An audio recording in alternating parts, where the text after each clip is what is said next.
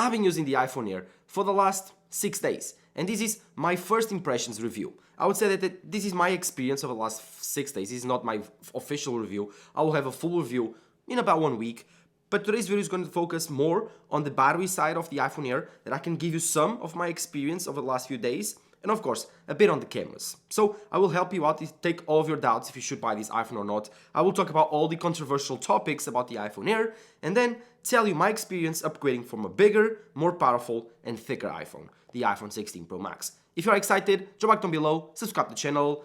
Let's talk about my last few days with this phone, shall we?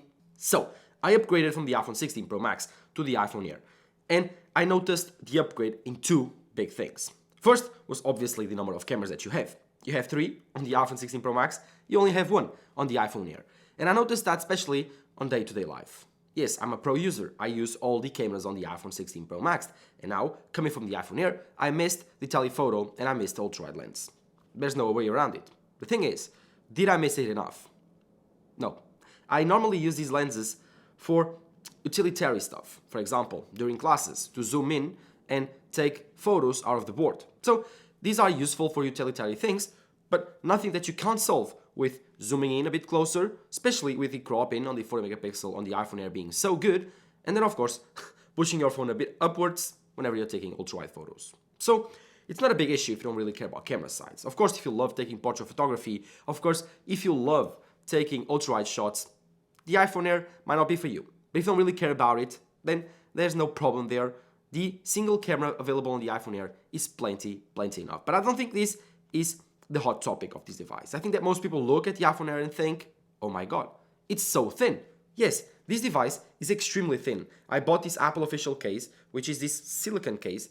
Very cool actually. It's on this black tone. I think it looks awesome on this light blue, or I don't think it's light blue, it's baby blue or something like that, iPhone Air, and I love the way that it looks. It looks so aesthetic, and it's so comfortable in the hand to actually hold it up. It's so light, it's so comfortable. This is the future of the iPhone, and most people that pick up this device love it for the first time. While the iPhone 16 Pro Max, well, I have this also silicone case, very slim, it was a beast. It was heavy, it was bulky, it was thick.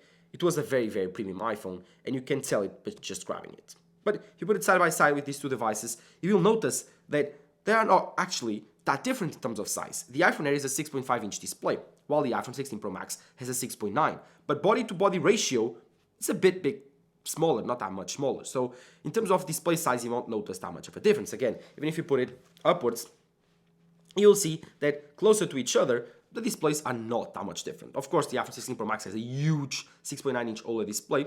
It's awesome, and if you want that, buy the iPhone 17 Pro Max.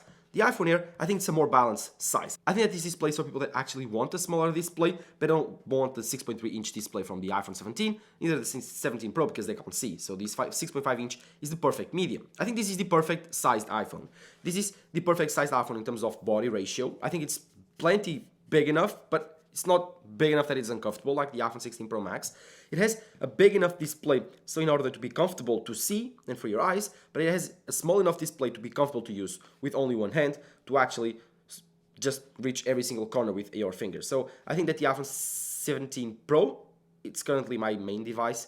It's small enough to be very comfortable, but I think sometimes it's a bit small whenever you are watching videos and movies. I don't do that, so I can compromise on that regard, but on the iPhone Air you don't do that. You can watch YouTube videos, you can watch movies here, Netflix, at your will. The 6.5-inch display here is very comfortable and easy to actually see. So I would say that if you want the more comfortable iPhone, definitely the iPhone Air is for it. But I think that the biggest change was the design and the way that it feels in your hand.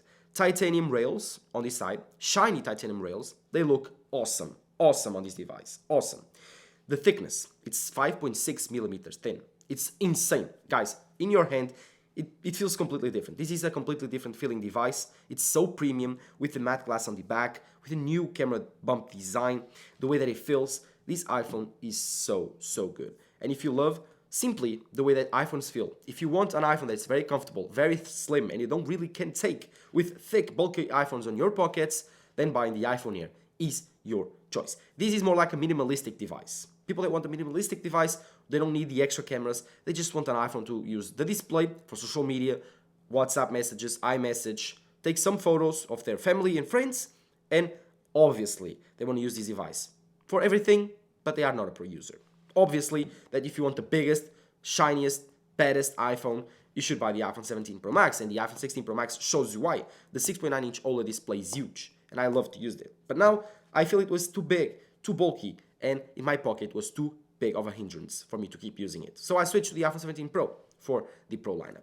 But I wanted to review the iPhone 17 Air, and I thought that this device was a really, really, really well-built one. I think it's really, really comfortable in the hand. I think most people will love it, and I gave a prediction in my unboxing video that this device will be the best-selling iPhone in 2025, and especially it will be the best-selling iPhone in the next few years if it doesn't happen this year. So I do believe Apple made an amazing, amazing decision creating the iPhone Air. This is the future of the iPhone in terms of design, in terms of thickness, and this is the iPhone 10 moment all over again. But now I want to talk about something controversial. Obviously, the iPhone Air needed to make some compromises to be this way. Apple didn't simply reinvent the wheel. No, they put a smaller battery, they removed some of the speakers, they removed some of the lenses.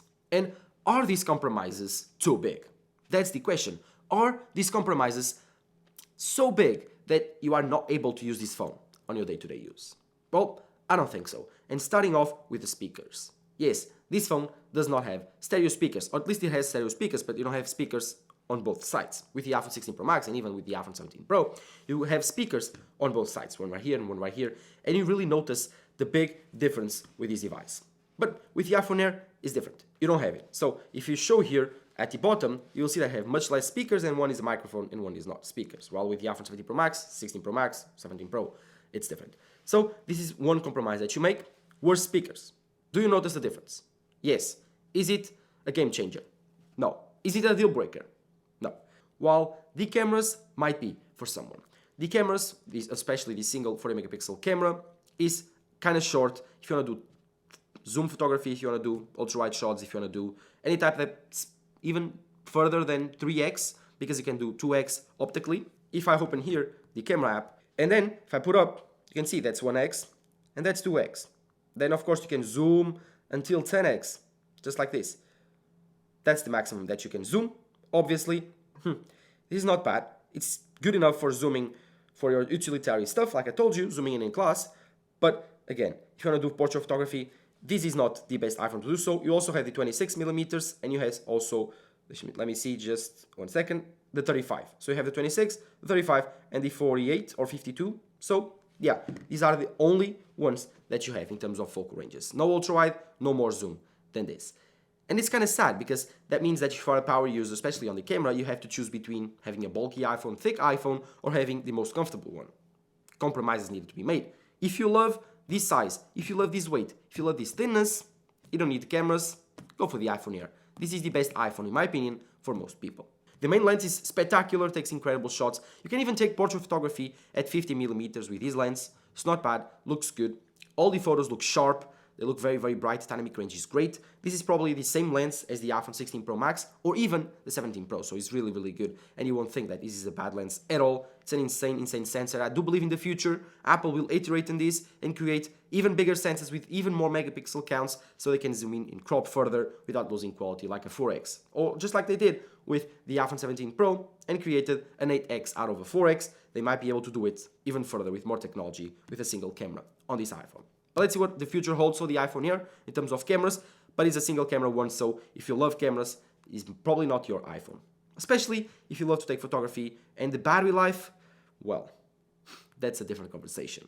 Oh well, now we'll enter the most sensitive topic, battery life. Lots of people are talking about that the iPhone Air does not have good enough battery life and say, oh, this is too thin, the battery is too small. That's the main concern for most people. Even people that are normies, that I like to call normies, that don't really care about technology, they look at this iPhone and think, oh, the battery is too thin, it's gonna be bad.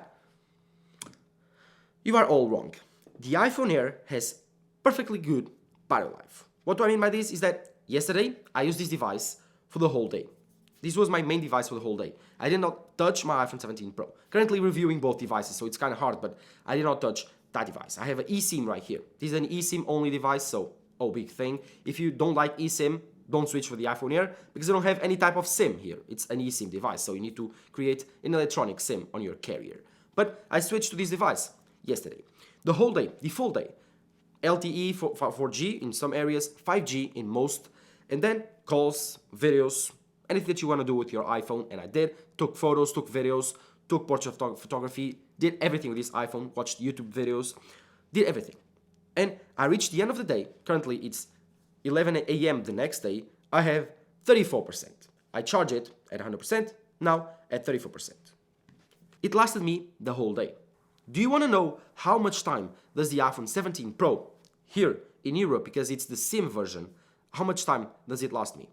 Well, probably around the same thing or even worse. So this is a smaller battery. It is. It's a 3200 milliampere battery, while that one has a bit smaller than the United States spec, which is around 42. This is probably a 38 milliampere battery, 39, but still, this is a 32, and it lasted me the same or a bit more. So the battery here is no issue. This is a one-day phone easily. Obviously, if you are a power user and you kill this device in 6 hours or 5 hours at the beginning of your day, that's not my problem. You are completely disadjusted to the device that you bought. If you are a power user, you need to buy the iPhone 17 Pro Max because that's the phone that has the bigger battery. Easy. If you are not, then this device is for you. Easy. Don't complain about the battery of the iPhone 17 Air, saying it's terrible, because it's not, because you have a very, very intensive use rate. If you use lots of apps, if you take lots of photos, lots of videos, if you edit photos, edit videos, export social media posts on your phone, don't buy the iPhone Air. It's not the phone to do that. The iPhone Air was created to be an everyday device for most people. They don't really need about that. They just open social media, they just send some text, they just make some calls, and they like to take some photos of their family and friends. And that's the iPhone Air. That's the perfect device to do so. Again, I get mad about this because people don't know how to adjust. They think that their use case should be everyone's use case, and then every device should reflect that. No, the iPhone Air is perfectly made for its market. This is a phone for everyone. This is a phone for the normal, average user. This is not a phone for power users. It's not difficult to understand. If you love this form factor and you are mad that it does not last the whole day because you have tons and tons of use cases that require more battery life and require more cameras, I'm sorry, but it's not the phone for you. Don't complain. Apple did not create this phone for you. It's tough to understand, I know. But if you are a normal person, if you are watching this video and you are afraid that the battery life for you won't last that long, but you think, oh, I'm not a big user, I just send some messages, use some social media, or even if you use lots of social media, you send some messages and lots of messages, you are all the time on social media, communicating with your friends, this is the phone for you. No issues, lasted me the whole day. And still, the next day, obviously I did not use it at night while I was at sleep, but the next day has 34%. So I could use this phone throughout the whole morning and it will die probably at 2, 3 p.m. But again, it's a 1 day and a half phone. For me, that it was not a normal power day, but it was a normal day. Like I went to university, I worked, I took some photos, I went to the shopping mall, did lots of stuff. I used this phone normally, lasted me the whole day, easily. For you, it will be the same. So this is an awesome device. This was an incredible experience over the last 6 days using it. It's so comfortable. Whenever I pick it up next to my iPhone 16 Pro Max, I feel the difference. This is so much more comfortable. This is so much better. Why did Apple create phones like this? I understand why, but why does everyone think they need this? They don't. You need this. You need the iPhone Air. This is perfectly good for everyone. Everyone. There's like 0.1% people in the world that need the iPhone Pro Max. The other, they are just spending money and wasting money. Again, the iPhone Air is the perfect device. Trust me, guys, going to the store, try it out. You will love it for the first time. I've been at Apple stores more than I've been normally in the last 5 days because I've been there to solve some issues. I've been like 3-4 times there for about 1 hour each. And it's so funny watching and people watch other people getting to the store and picking up the iPhone Air. And we're like, oh my God. And the reactions in their faces is like, it's so good because people, they really look at the iPhone like, yeah, it's so different. It's so light. And they try it out and they look at it from different angles. It's like they are seeing an alien device. Yeah, I know. I understand because the first time that I picked it up, I had my reaction the same. Oh my God, I was so excited. And then I'm like, okay, it's so good. I still feel the same way when I pick it up. It's so good, so light, so comfortable. It actually feels like it was meant to be this way. And it's so good. I don't know.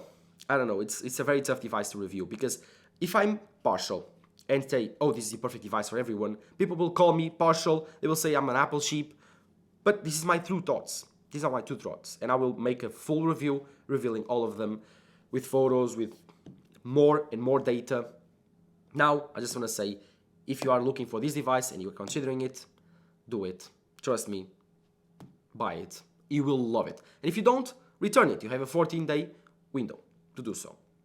Thank you guys for watching. Drop a like down below. Subscribe to the channel. This was my 6-day review of the iPhone Air. I will have a more extensive review if you want to watch that. Subscribe to the channel so you don't miss those videos. I also had the iPhone 17 Pro quick review yesterday, so gonna check it out. Thank you guys for watching. Bye-bye.